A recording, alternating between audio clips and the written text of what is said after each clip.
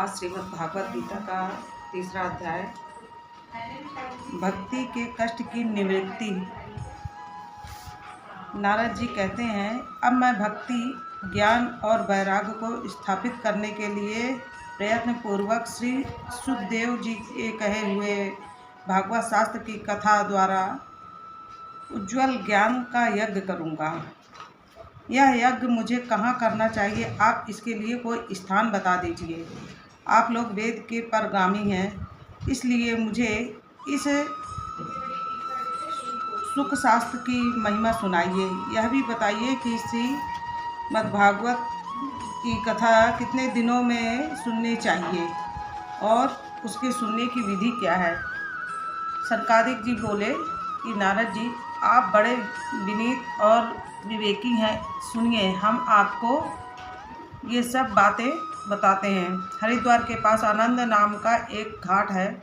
वहाँ अनेकों ऋषि रहते हैं तथा देवता और सिद्ध लोग भी उनका सेवन करते हैं। भांति भांति के वृक्ष और लताओं के कारण वह बड़ा सघन है और वहाँ बड़ी कोमल नवीन बालू बिखरी हुई है। वह घाट बड़ा ही सुरम्य और एकांत प्रदेश में है। वहाँ हर समय सुनहरे कमलों की सुगंध आया करती है। उसके आसपास रहने वाले सिंह, हाथी आदि पत्थर परस्पर विरोधी जीवों के चित्त में भी बैर भाव नहीं आए। आप बिना किसी विशेष प्रयत्न के ही ज्ञान यज्ञ आरंभ कर दीजिए। उस स्थान पर कथा में अपूर्व रस का उदय होगा। भक्ति भी अपनी आँखों के ही सामने निर्बल और जरा जीर्ण अवस्था में पड़े हुए ज्ञान और वैराग्य को साथ लेकर वहाँ आ जाएगी, क्योंकि जहाँ भी श्रीमद् भागवत की कथा होती है वहाँ ये भक्ति अपने आप पहुँच जाते हैं। वहाँ कानों में कथा के शब्द पढ़ने से ये तीनों तरुण हो जाएंगे। सुत जी कहते हैं, इस प्रकार कहकर नारद जी के साथ सनकादि जी भी श्रीमद् भागवत कथा का अमृत पान करने के लिए वहाँ से तुरंत गंगा घाट चले आए। जिस समय वे तट पर पहुँचे, भूलोक, देवलोक और ब्रह्मलोक सभी जगह से इस कथा का हल्ला हो गया। जो भागवत कथा के रसिक विष्णु भक्त थे, वे सभी श्रीमद् भागवत पान करने के लिए सबसे आगे दौड़ दौड़ कर आने लगे। भृगु, वशिष्ठ, च्यवन, गौतम, मेघातिथे, देवल, देवरात, परशुराम, विश्वामित्र, शाश्वत, मार्कंडेय, दत्तात्रेय, पिपलाद, योगेश्वर, व्यास और पराशर, छायासुक, जाजली और जट्टू आदि सभी प्रधान मुनिगण अपने अपने पुत्र, शिष्य और स्त्रियों समेत बड़े प्रेम से वहाँ आए। इनके सिवा वेद, वेदांत, मंत्र, तंत्र, सहस्त्र पुराण और छहों शास्त्र भी मूर्तिवान होकर भी वहाँ उपस्थित हो गए। जिससे इस सुख शास्त्र के थोड़े से भी वचन नहीं सुने, जिसने इस सुख शास्त्र के थोड़े से भी वचन नहीं सुने, वह परमात्मा तो जीता हुआ ही मुर्दों के समान है। पृथ्वी के भार स्वरूप उस परशु तुल्य मनुष्य को धिक्कार है, जो स्वर्ग लोक में देवताओं में प्रधान इंद्रादि कहा करते हैं। संसार में श्रीमद् भागवत कथा का मिलना अवश्य ही कठिन है। जब करोड़ों जन्मों का पुण्य होता है तभी इसकी प्राप्ति होती है। नारद जी, आप बड़े ही बुद्धिमान और योग निधि हैं। आप प्रयत्न पूर्वक कथा का श्रवण कीजिए। इसे सुनने के लिए दिनों का कोई नियम नहीं है। इसे तो सर्वदा ही सुनना चाहिए। इसे सत्य भाषण और ब्रह्मचर्य पालन पूर्वक सर्वदा ही सुनना श्रेष्ठ माना गया है, किंतु कलयुग में ऐसा होना कठिन है। इसलिए इसको सुखदेव जी ने विशेष विधि बताई है, वह जान लेनी चाहिए। कलयुग में बहुत दिनों तक चित्त की वृत्तियों को वश में रखना, नियमों में बंधे रहना और किसी पुण्य कार्य के लिए दीक्षित रहना कठिन है। इसलिए सप्ताह श्रवण की विधि है। श्रद्धापूर्वक कभी भी श्रवण करने से अथवा माघ में श्रवण करने से जो फल प्राप्त होता है, वही फल श्री सुखदेव जी ने सप्ताह श्रवण में निर्धारित किया है। मन के असंयम, रोगों की बहुलता और आयु की अल्पता के कारण यह कलयुग में अनेकों दोषों को संभावना से ही सप्ताह का श्रवण विधान किया गया है।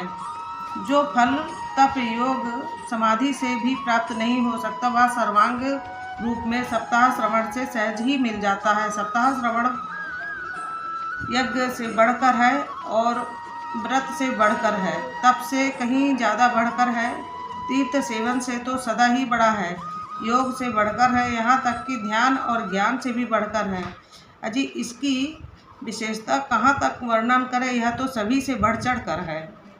शौनक जी ने पूछा कि सूत जी, यह तो आपने बड़े आश्चर्य की बात कही। अवश्य ही यह भागवत पुराण योगवेत्ता ब्रह्मा जी के भी अधिकारक श्री नारायण जी का निरूपण करता है, परंतु यह मोक्ष की प्राप्ति में ज्ञान आदि सभी साधनों का तिरस्कार करके इस युग में उनसे भी कैसे बढ़ गया है। सूत जी ने कहा, शौनक जी, जब भगवान श्री कृष्ण इस धराधाम को छोड़कर अपने नित्य धाम को जाने लगे, तब उनके मुखारविंद से 11 स्कंद का ज्ञानोपदेश सुनकर भी उद्धव जी ने पूछा। उद्धव जी बोले, गोविंद, जब आप तो अपने भक्तों का कार्य करके परम धाम को पधारना चाहते हैं, किंतु मेरे मन में एक बड़ी चिंता है, उसे सुनकर आप मुझे शांत कीजिए। अब घोर कलिकाल में आया ही समझिए, इसलिए संसार में फिर अनेकों दुष्ट प्रकट हो जाएंगे। उनके संसर्ग से जब अनेकों शत्रुप भी उग्र प्रकृति के हो जाएंगे, तब उनके भार से दबकर यह गोरूपिणी पृथ्वी किसकी शरण में जाएगी। कमल नयन, मुझे तो आपको छोड़कर इसकी रक्षा करने वाला कोई दूसरा दिखाई नहीं देता, इसलिए भक्त वत्सल, आप साधुओं पर कृपा करके यहाँ से मत जाइए। भगवान आपने निराकार और चिन्ह मात्र होकर भी भक्तों के लिए ही तो यह सगुण रूप धारण किया है, फिर भला आपका वियोग होने पर वे भक्तजन पृथ्वी पर कैसे रहेंगे। निर्गुणों उपासना में तो बड़ा कष्ट है, इसलिए कुछ और विचार कीजिए।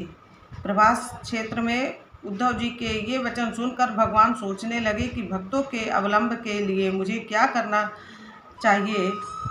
शौनक जी, तब भगवान ने अपनी सारी शक्ति भगवत में रख दी और वे अंतर ध्यान होकर इस भगवत समुद्र में प्रवेश कर गए।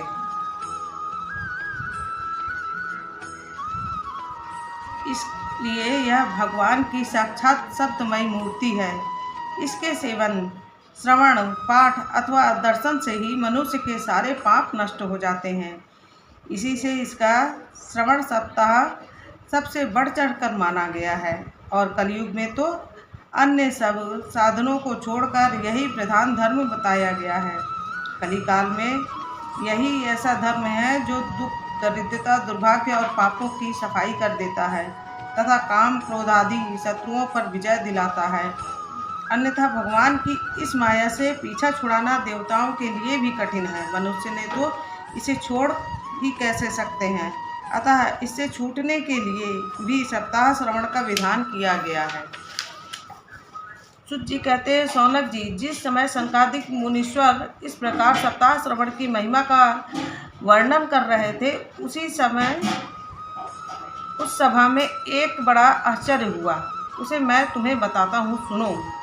वहाँ तरुणावस्था को प्राप्त हुए अपने दोनों पुत्रों के साथ लिए विशुद्ध प्रेमा रूपी भक्ति बार बार श्री कृष्ण गोविंद हरे मुरारी, हे नाथ नारायण वासुदेवा आदि भगवानों का नामों का उच्चारण करती हुई अकस्मात प्रकट हो गई। सभी सदस्यों ने देख लिया कि परम सुंदरी भक्ति रानी भागवत के अर्थों का आभूषण पहने वहाँ पधारी है। मुनियों ने उस सभा में सभी यह तर्क वितर्क करने लगे हैं और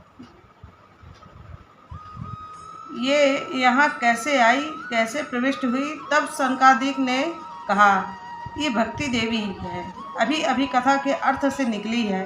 उनके ये वचन सुनकर भक्ति ने अपने पुत्रों समेत अत्यंत विनम्र होकर सनत कुमार जी से कहा। भक्ति बोली, मैं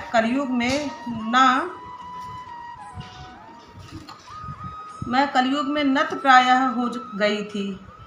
आपने कथामृत से सींचकर मुझे फिर से पुष्ट कर दिया। अब आप यह बताइए कि मैं कहाँ रहूं। यह सुनकर सनकादिक जी ने उससे कहा, तुम भक्तों को भगवान का स्वरूप प्रदान करने वाली अनन्य प्रेमा का संपादन करने वाली और संसार रोग को निर्मूल करने वाली हो, अतः तुम धैर्य धारण करके नित्य निरंतर विष्णु भक्तों के हृदय में निवास करो। ये कलयुग के दोष भले ही सारे संसार पर अपना प्रभाव डाले, किंतु वहाँ पर तुम पर इनकी दृष्टि भी नहीं पड़ सकती। इस प्रकार उनकी आज्ञा पाते ही भक्ति तुरंत भागवतों के हृदय में जा पहुंची। जिनके हृदय में एकमात्र श्री हरि की भक्ति निवास करती है, वे त्रिलोकी में अपने निर्धन होने पर भी परम धन्य हैं, क्योंकि इस भक्ति की डोरी से बंधकर तो साक्षात भगवान भी अपना परम धाम छोड़कर उनके हृदय में आकर बस जाते हैं। भूलोक में यह भगवत साक्षात परब्रह्मा का विग्रह है। हम इसकी महिमा कहाँ तक वर्णन करें। इसका आश्रय लेकर इसे सुनने से तो सुनने और सुनाने वालों दोनों का ही भगवान श्री कृष्ण की समता प्राप्त हो जाती है। अतः इसे छोड़कर अन्य धर्मों का क्या प्रयोजन दें। इति श्री पद्म पुराणे उत्तराखंडे श्रीमद्भागवत महात्म्ये भक्ति कष्ट निवर्तन नाम 3 अध्याय समापन। राधे राधे सभी को।